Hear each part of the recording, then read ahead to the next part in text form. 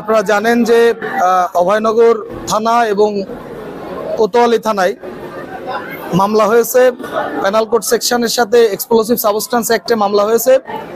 এই মামলায় আজকে যারা আমরা সারেন্ডার করেছি অভয়নগরে 236-এ 44 জন এবং 237-এ আমরা সারেন্ডার করেছি 87 জন।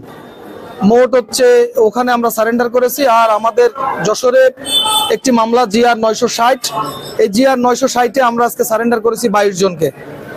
এই তিনটি মামলাই একই নেচারের মামলা তিনটিতে দেখা যায় যে হচ্ছে পেনাল কোড সেকশনের সাথে বিস্ফোরক আইনের যে মামলা দিয়েছে। আপনারা জানেন 2018 সালে ঘটনা উল্লেখে মামলা হয়েছে। 2018 সালে ঘটনা উল্লেখে যে মামলা হয়েছে সেই মামলায় কোনো জব্দ তালিকা নাই, সিজার লিস্ট নাই। এভিডেন্স অ্যাক্টের 80 মতে প্রাসঙ্গিক দলিল হিসেবে মামলা সবচেয়ে গুরুত্বপূর্ণ সেটি হচ্ছে যে জব্দ তালিকা।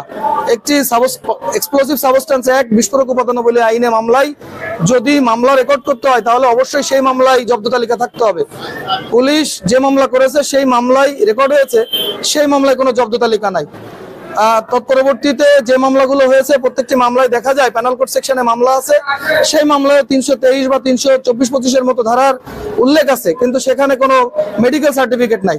তো দীর্ঘ 5 বছর 6 বছর পরে এসে একটি মামলার ঘটনা উল্লেখে মামলা হয়েছে, যে মামলাগুলোই দেখা যায় যে মিথ্যা ভিত্তিহীন। আমরা এই মামলায় আমরা সারেন্ডার করেছি।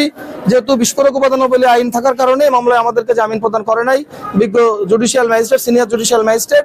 আমরা এই মামলায় জজ কোর্টে যাব। আমরা আশা করি, প্রত্যাশা করি ন্যায় বিচার পাবো।